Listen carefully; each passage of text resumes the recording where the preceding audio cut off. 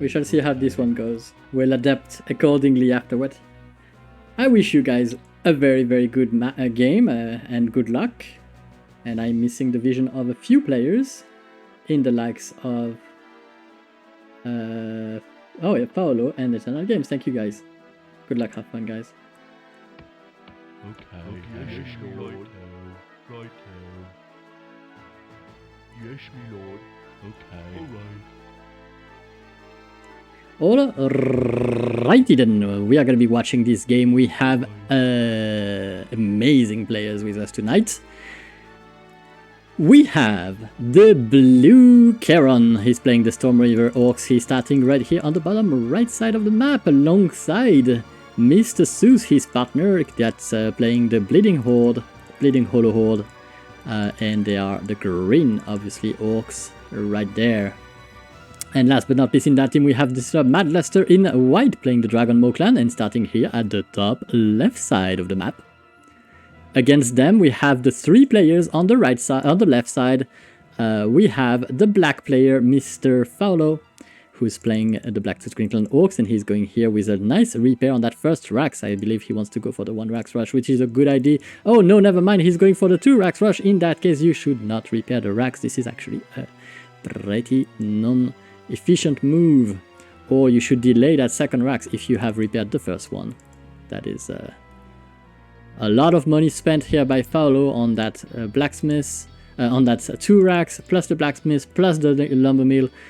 He will not be able to either produce peons consistently or grunts. There is one of those that's gonna suffer, and he might be in trouble against Mad Luster.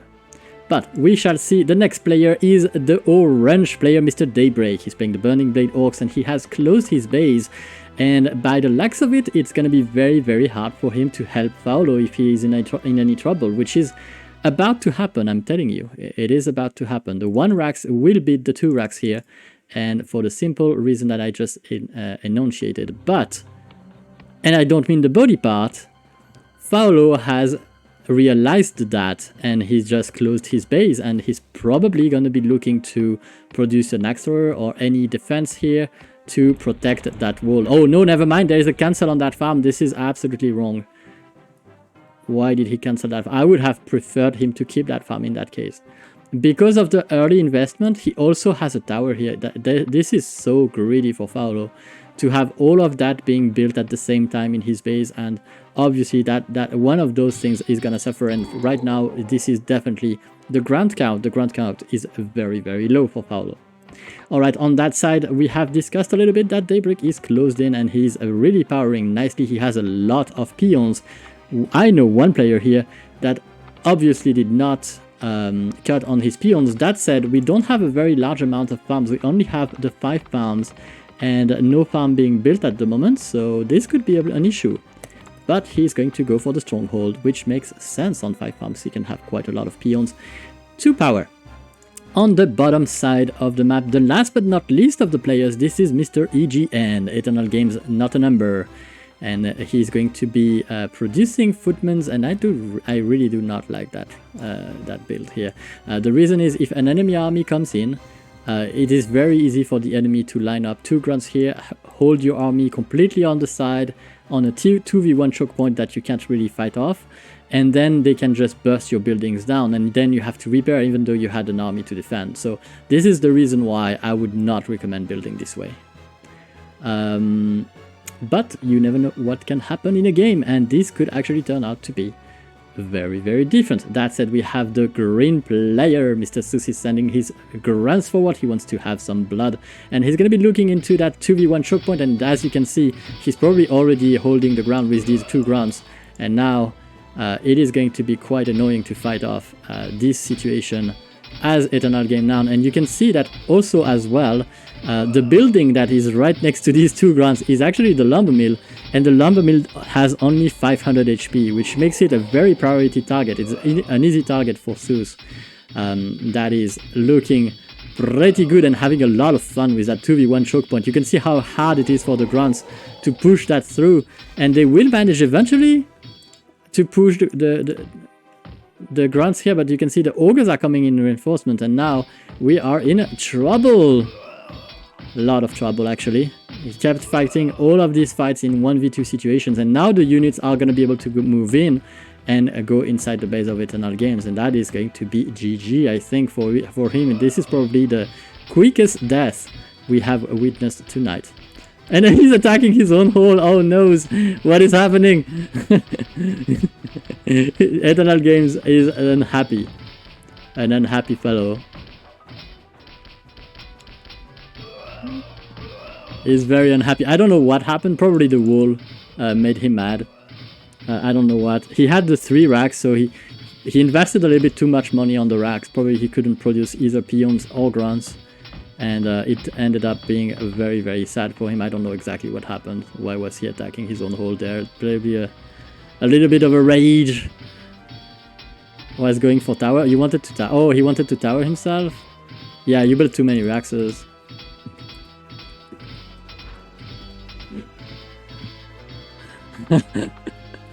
Three racks is a bunch, is a lot. That being said, it is by making mistakes that you learn how to not make them. And we can see that Daybreak has the Sapper, has the Ogres. That is a very nicely executed early power. When you power too early for Ogre Mages, it is very likely that people are gonna just stop at the middle game tier 2 economy and just make ogres and 1 sap to try and burst into the base of someone, and he just killed white right there. So Madluster is kind of dead. Who else can take the lead after this? Madluster killed by sorry. Madluster killed by a bunch of ogres and grunts, and on the other side the green player Seuss trying to punish orange is not gonna be able to. He has a lot of grunts, but that's about it. And Keron is a little bit too far away from being able to help, because Keron has decided to go for the long run, the long last run. I would recommend, if you're a beginner player or if your speed doesn't match the economy speed of your opponents, to try to play the game in the early stages more and try to prioritize having an impact early game, because what is very most likely gonna happen is your power, which is your fastest, you know, you're gonna try to be the fastest possible to tech, is gonna be slow. And that means that your number of ogres and your upgrades and your power spike is gonna be very underwhelming if it ever happens. And that leads to you not being able to save your allies in time for them to survive whatever comes their way, or yourself. And the Sapper here from Daybreak trying to getting in basically of the blue base, and blue was about to receive last, but he's not there yet. He only has the 1 Rax, which is going to be making it very, very hard for him to max his ogres numbers. And I don't even know if Daybreak needs to get lost. He might actually get lost at some point, but right now with a few sappers he can really punish this. He can 1 sap here and get through this. He can 1 sap here and get through there. So there are lots of options for orange. But Lust is here, and the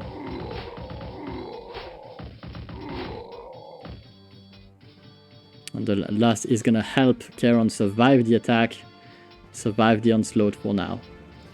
The grunts of Seuss are gonna try and get in. They will succeed for now.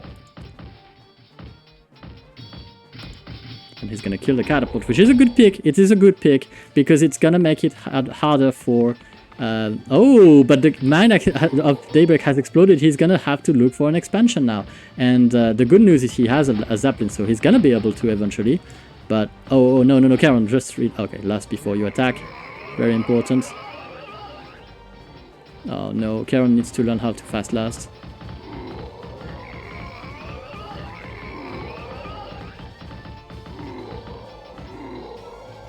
Alright. And you can see Daybreak doesn't want to fight these lasted ogres. He's gonna be running as much as possible.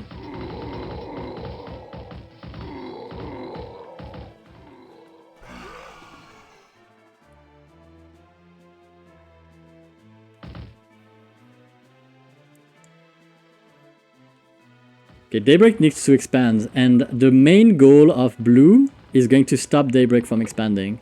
If they manage to do that, they just kill Daybreak like that, because he's running out of resources. No gold mine for him.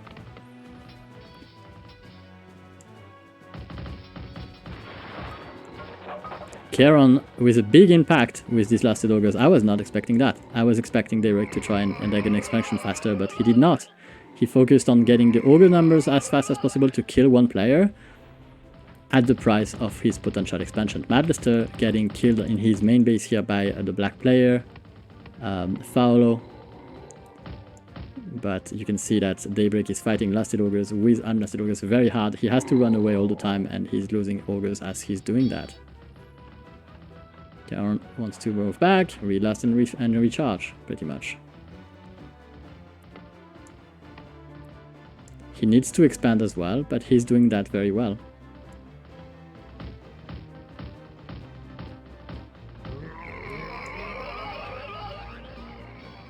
If they miss the expansion of Daybreak, they will be in trouble. Faulo sending some grunts here to kill the lasted ogres.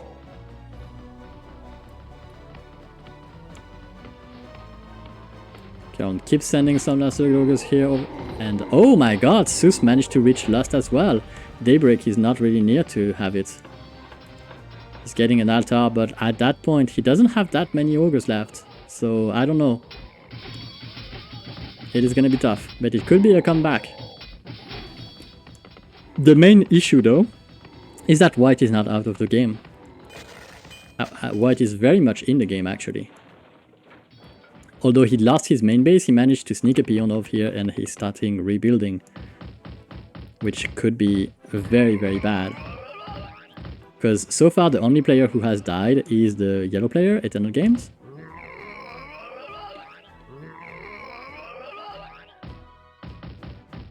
Oh no, kill the ogres! Come on, Keron, no! No, okay. Fight back, that's what you want to do, alright. That was not very efficient as a fight, but it is what it is. He needs to send all of his peons to the gold mine, because this one is about to explode. He needs to make more peons too. Seuss realizes that, Madlister realizes that. And Madlister is going to be defending this one. It's a 60k gold mine. If he can reach it and deck it, he's going to have a good time. He wants to power to get the ogres as well. That is understandable for sure. Faulo getting his expansion running.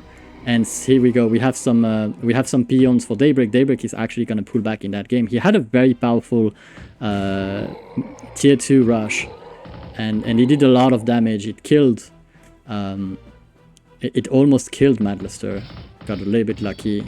Got out of it with very much little. But you see Faulo is going to get lost as well. And that is going to be a big issue for Seuss, because Seuss is not really ready to fight this yet.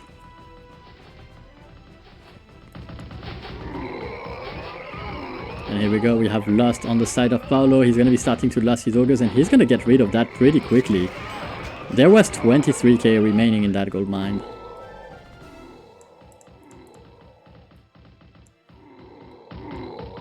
Yeah, that is a lot of dead.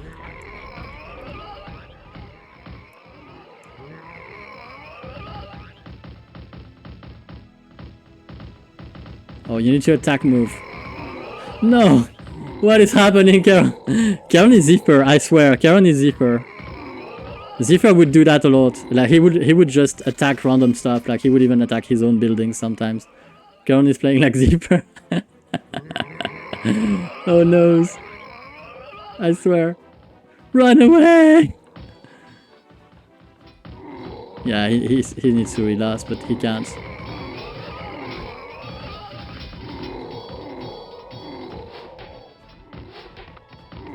No, Seuss just led him to the expansion. He needs to repair this ASAP. Nah. This is terrible. If Seuss lose all of these peons, that is actually horrible. That is horrendous. No, don't lose your peons. Seuss, no. Seuss. Alright. No. Oh, let's just gotta... And Madluster wished he had Lust and Ogres. Just doesn't.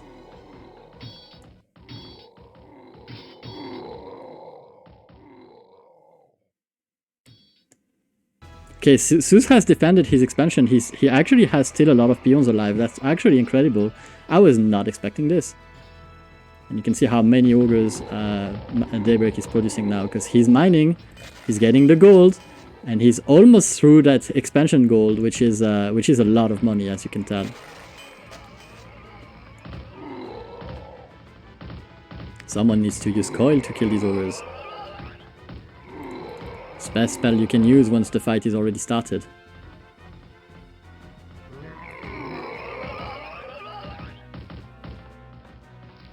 But the priority target should be to get to that gold flow of orange.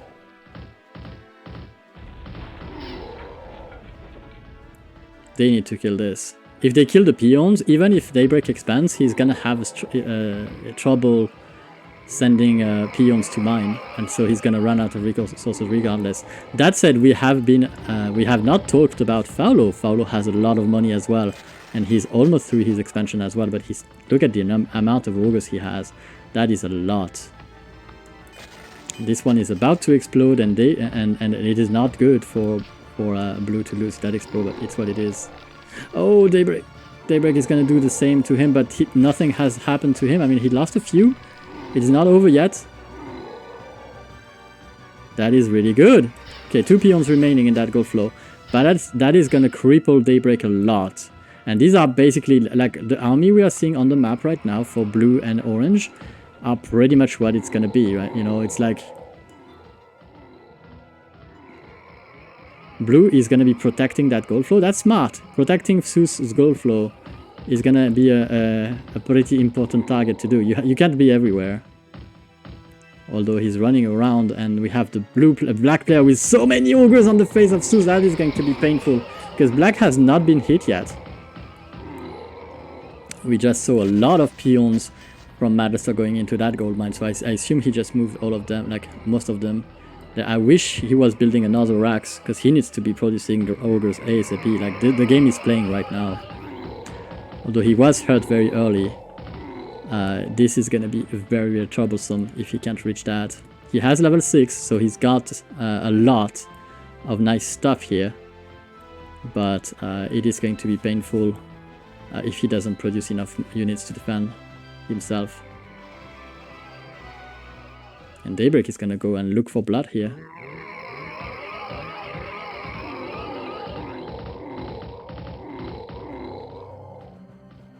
That's a lot of ogres to deal with, and you need more rags for that. You can't fight that with only 2 rags. Unless Daybreak loses his expansion for some reason. Okay, he mined it through. Still a lot of gold. I hope Madluster is producing enough ogres there. I don't see him producing a lot of ogres actually. Okay, there we go. 2 more. 2 at a time. Quite slow, but it's gonna, you know, it's what it is. He needs them. And Daybreak has such many ogres right now. Such a burst of destruction everywhere. It is very, very hard to counter that. Because you can see Keron is yeah, eventually he's gonna run out. He's gonna run out of steam a little bit, but he can still defend this oh, he defended with the decay. That is beautiful. I loved it. Now he has a lot of ogres here in his main. He's gonna be regrouping them, and they need to hit Daybreak wherever he expands. They need to be aware of where he's gonna be expanding, and if he does expand, they need to hit him hard. He's trying to mine that gold mine, and blue is gonna be like, nope, you don't do that, not on my watch. But he did manage to do it on his watch, but yeah. Okay, relast and fight. That is good. That is good, that is fast lasting, although he stopped before it was over, but yeah. He needs to last out everything. Up to you, Paolo. Daybreak is over. And he was scouted, Paolo was scouted. Daybreak is done for the time being, but Paolo has a lot of augurs, so maybe he can do something. It's gonna be hitting the expansion of Seuss here. He's hitting him hard. The power spike of, like, Madluster is gonna be managing to come back in this. So that's why you don't leave games, guys, because Madluster was pretty much dead, right? He was dead from a moment. He lost everything in his main base. He rebuilt everything. Look at that. He reached augurs again. So never give up, guys. You just, you know, a peon can make the difference. Even if it's late game, even if you feel like you have to start all over, even if it was not your intended plan. Originally, you planned to, you know, have your main base be okay, I guess. But even when you're suffering a high loss, you can come back from it. That applies to your life too. That's the great thing. There is a lot of comeback potential in Warcraft 2, and you can see that Daybreak, well, Daybreak, although he did a very, very powerful rush to tier 2 with that Sapper, and he killed Madluster's main base, Madluster managed to come out with one peon, and that made a difference in the end, because Eternal Games Nan, well, he had nothing left afterward, and that is, he kind of gave up by attacking his hole, but if he had tried to move out and get another, you know, hide a peon somewhere and try to rebuild, maybe he could be in the shoes of Madluster, I don't know. That said, it also takes a pretty strong player to be able to rebuild fast like that, because you need to know exactly what you're doing, right? It is the main difference in skill between players. It's the speed at which they are going to be. Oh, Paolo attacking the gold mine.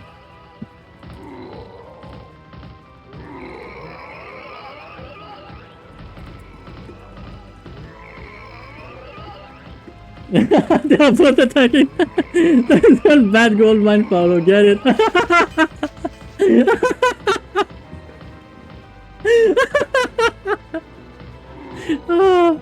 Oh no. Oh no. This one bad gold mine. White realized that Paolo was attacking the gold mine, and he just started attacking the gold mine as well. That is absolutely beautiful. Oh my god. Oh.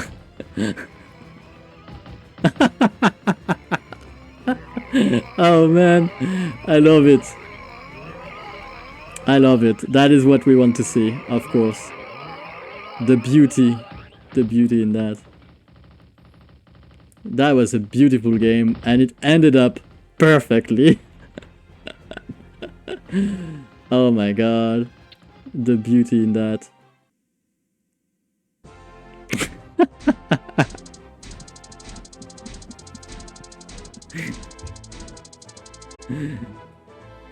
GG, very good game, actually.